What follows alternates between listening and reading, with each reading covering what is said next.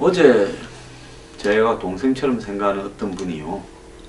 그분은 뭐 보수단체 사람들 잘 압니다. 저한테 와서 늦기 전에 보수로 복귀하라 그랬다고 하면서 또 박지원한테 붙으냐 문재인한테 붙으냐 이러더랍니다. 그래서 제가 이렇게 이야기를 했습니다. 떠드는 것은 너네들 자유지만은 나보고 누구한테 붙으냐라고 말하기 전에 너들은 누구한테 붙으냐 그걸 묻더라. 그래서 뭐가 생기느냐라고 제가 좀 물어보고 내 뉴스 브리핑의 제목이라도 읽고 난 다음에 누구한테 붙어 먹었느냐라고 묻기를 바란다. 이렇게 말을 했습니다. 사람이 수준을 벗어나지 못합니다. 항상 누구한테 붙어 먹거나 누구한테 용돈을 받는 사람은 남도 그런 줄 압니다. 요즘 문재인을 연일 때리는 사람은 저밖에 없을 거라고 보고 있습니다. 다 박 대통령 살리자는데 붙어 있지. 박 대통령이 그래서 죽어서 지금 살린다 한들 내년 대선이 잘 되겠습니까? 저는 현재가 박 대통령에 대해서 아무 문제가 없다고 탄핵 소추를 기각해버리면 100% 야당이 당선될 거라고 보고 있습니다. 저는 개인적인 생각으로는 박 대통령이 깨끗하게 잘 죽어야 여기서 또 박 대통령이 깨끗하게 잘 죽는다 말은 정치적으로 죽는 것을 의미합니다. 또 황장수가 박 대통령이 죽어야 된다, 사형시키자 했다 이렇게 왜곡시키지 말기를 바랍니다. 자, 박 대통령이 깨끗하게 모든 부분을 내가 안고 간다면서 깔끔하게 자기 정리를 해야 그나마 보수가 회생할 가능성이라도 있습니다. 저는 이 이야기를 오래전부터 했고 제 뉴스 브리핑을 열심히 보시는 분들은 맞다 황장수가 오래전부터 이제 박근혜 대통령이 다 안고 가라 했다고 인정은 할 겁니다. 근데 오늘 조선일보가 오피니언에 이렇게 제보식 칼럼으로 대통령은 나라를 위해 마지막 품위를 지켜달라는 칼럼을 썼습니다. 자, 조선일보도 한동안 박 대통령하고 우병우 문제, 최순실 문제로 티격태격해서 송희영 주필이 날아가기도 했지만 또 어쨌든 보수 운운을 하면서 좀 정권을 살려보고 뭘 좀 해보려고 보수를 살려보려고 애도 좀 썼었습니다. 근데 이제 조선일보도 도저히 더 이상은 안 되겠다라고 손을 놓은 것 같습니다.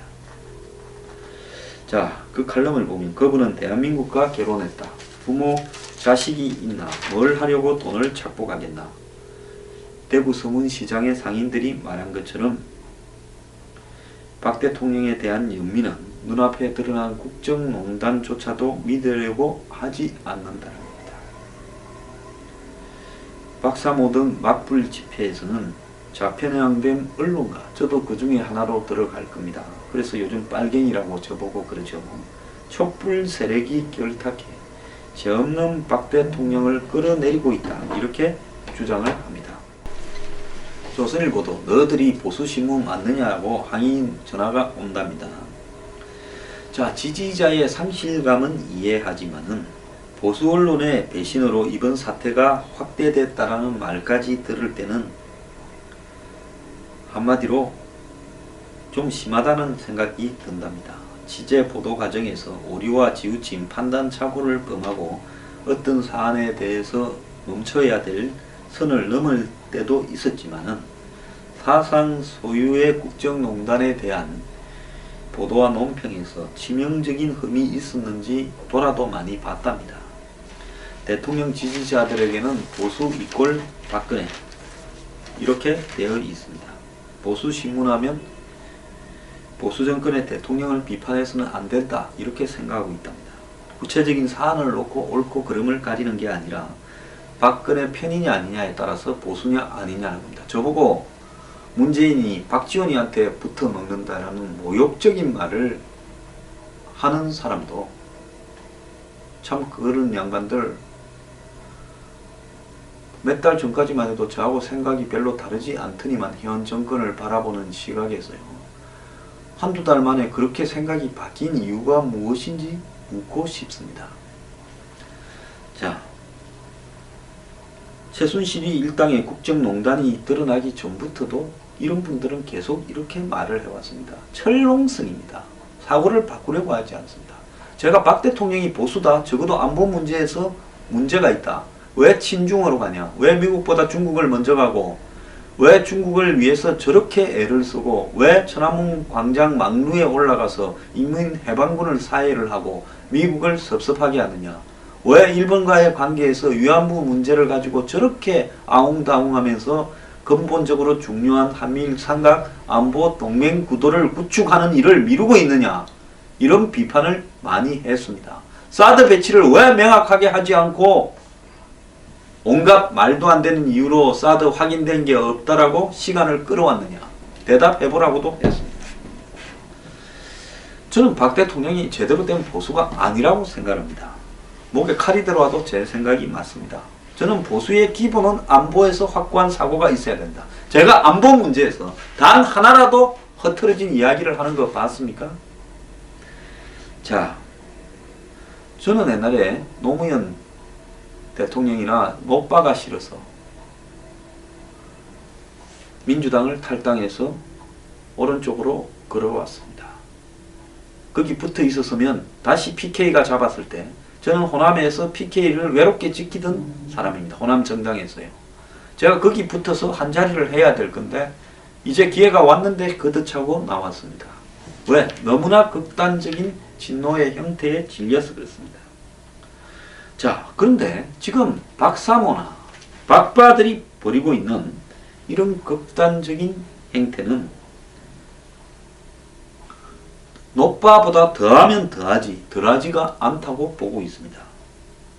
박통에게는 이들이 호위무사처럼 든든했을 건데 2년 전에 청와대 문건 유출 파문이 생겼을 때 자, 3인방과 상시라고 부르는 그들의 쪼무레기들이 모여서 국정을 농단할 때 이걸 찌라시라고 대통령이 규정을 했습니다. 그럼에도 불구하고 찌라시를 가지고 선동하는 언론들이 대통령을 흔들고 있다 했고요. 그 다음에 저도 언론에서 이 부분을 비판하다가 종편 십상시 패널, 생계형 패널이라고 이야기를 했습니다. 저는 그러면 박 대통령한테 묻고 싶습니다. 박 대통령은 무엇 때문에 대통령이 됐습니까? 자, 모든 사람이 먹어야 삽니다. 저도 먹어야 살지만 적어도 중심을 자존심과 제 가치에 뒀지 먹는 데 우선을 두지는 않았습니다. 저는 방송 출연 최다 정지자로서 지금도 나가는 방송국이 2개밖에 안 됩니다. 나머지 방송국은 전부 금지자입니다. 왼쪽에서도 씹혔고 오른쪽에서도 씹혀서 출연 정지를 좌우가 공이 출연 금지시킨 사람은 대한민국에 저 혼자일 겁니다. 자, 제가 생계형 종편 패널이라면 이런 일을 하겠습니까? 제가 모자라서 그런다고 보십니까? 저는요, 먹는 것보다 더 중요한 게 있다고 생각합니다. 대통령은 뭐가 중요한지 묻고 싶습니다. 김기춘 비서실장과 문고리 3인방 퇴진 주장은 박근혜 대통령의 국정 운영을 방해하는 걸로 공격을 했었습니다. 그때도요. 자, 박 대통령은 3인방이 오랫동안 자기를 도와온 무고한 사람들이라고 손을 들어줬습니다. 그리고 최순실 비선 부분을 정리할 기회를 포기를 했습니다.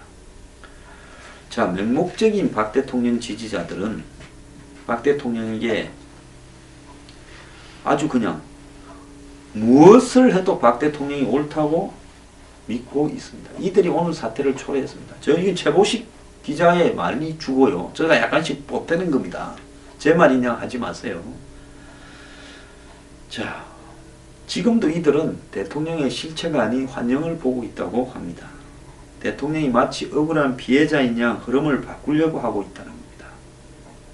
그래서 태블릿 PC가 나옵니다. 태블릿 PC 이야기 이제 개나 주십시오.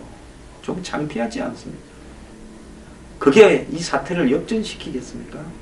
그게 뒤바뀐 운명을 구제할 거라고 지금 보고 있습니까?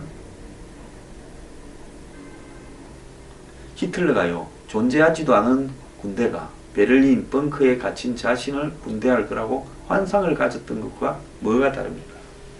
지금 상황은요, 대통령 비판에는 좀 서로 강도의 차이는 있을지라도 사실관계는 분명하게 정리해야 될 상황입니다.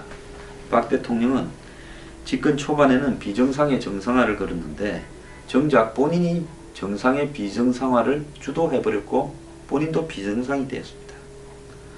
청와대 경내에는 대통령이 어디 있는지 누구도 모르고 대통령이 출근을 하는지 안 하는지 관저에서 일어나서 관저에서 주무시는 나가지도 않고 혼자 밥 드시고 대통령이 숱한 성형 의혹에 시달리고 있습니다. 대통령이 성형을 하는 게 잘못된 게 아니라 대통령이 지나치게 성형을 애호한다든지 대통령이 지나치게 검증되지 않은 주사약을 선호하는 것은요, 국민을 불안하게 하는 부분입니다. 대통령이 성형을 왜 합니까? 대통령이 주름살이 있게 우아하게 늙어가면 누가 뭐라고 하십니까? 혼자 사시지 않습니까?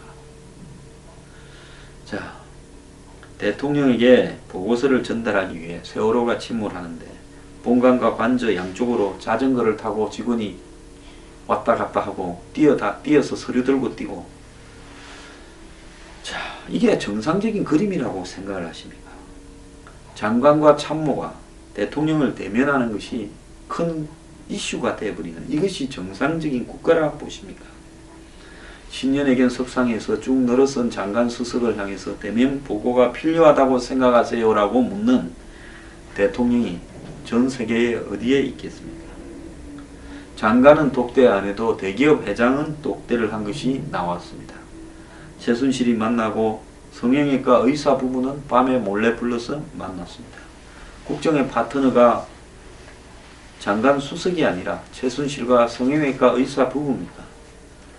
정부 직제상 채워놨을 뿐이지 있어도 없어도 그만인 허수아비나 다름없는 겁니까? 이러다 보니까 최순실 유탄 맞아서 평창올림픽에 지금 각종 후원이 4천억이나 펑크가 나고 나사 풀린 관가에는 11시 30분이면 점심 먹고 낮잠들을 잔답니다. 공직자의 기강이 해이해지고 장관들도 눈치 보면서 인사를 안 하고 야근도 줄고 분위기가 뜨가 있다는 겁니다. 이번에 무슨 김종덕입니까? 뭐 문화체육관광부 장관. 이번에 시끄럽지 않았으면 그런 장관이 있는 줄 국민들은 알지도 못했을 겁니다. 하도 존재감이 없었어요.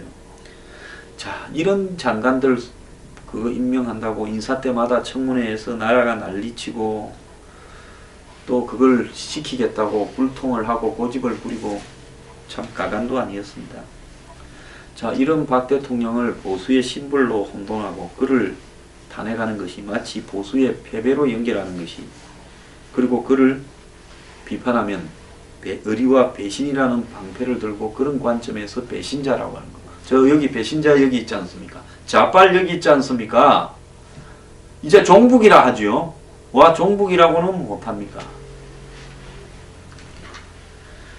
박근혜를 지키는 게 보수를 지키는 거라고 지금 저 빼고 다 똘똘 아스팔트 보수하던 사람들 가서 뭉쳤습니다. 애초에 아스팔트 가는 게 아니라고 누가 저한테 충고를 합니다. 그런데 저는 먹물들한테 질려서 제 발로 아스팔트를 좀 내려왔는데요.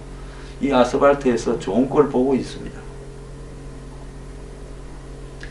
이성과 논리는 주방이 되고 민주주의 원칙과 보수에 대한 가치가 말입니다. 이제는 폄하되고 있습니다. 어디 하나도 보수의 가치가 뭔지 성찰하는 사람들이 없습니다. 이제 자존심까지 다 팽개치고 있습니다. 자, 이에 힘입어서 지지자들이 모인다니까 박 대통령 헌재 답변서에서 모든 의혹을 반박하고 있습니다. 국민한테 입힌 상처에 대해서는 사과나 설명도 안 합니다. 국제사회의 망신에 대해서도 해명하지 않습니다. 오히려 무죄 추정이니 연좌제니 뭐 찔렸습니까? 최순실을 보고 연좌제라고요? 이 칼럼은 박 대통령은 나라를 위해서 마지막 품위를 지키라고 요구합니다. 지지 세력은 더 이상 나에 대해 언급하지 마라. 내 혼자서 안고 가겠다. 이렇게 말하라고 합니다. 박 대통령을 찍었던 국민들은 값비싼 수업료를 아무 의미 없이 날려서는 안 된다라는 이야기를 합니다. 우리는 이런 식으로는 한 발짝도 앞으로 나갈 수 없다고 결론을 내렸습니다. 자, 박 대통령 이제 그만하십시오. 차분하게요. 조용히 그냥 변호사들을 통해서 법리적 대응을 하고요. 굳이 여기 보수에 있는 사람들을 다 끌고 가서 우습게 만들고 다시 자신을 따라서 십수년 정치를 해오던 사람들을 우승당으로 만들어버리고 그리고 국민들에게 박정희 대통령, 유경수 여사의 가치까지 폄하되도록 만들지 말기를 부탁합니다. 이쯤에서요, 보수는 박근혜 대통령 당신의 전유물이 아닙니다. 그 가치는 계속 살아가야 되고요. 또 발전돼 가야 되고 새로워져야 됩니다. 박근혜를 지키는 것이 보수라면 그런 보수는 저는 안 하겠습니다.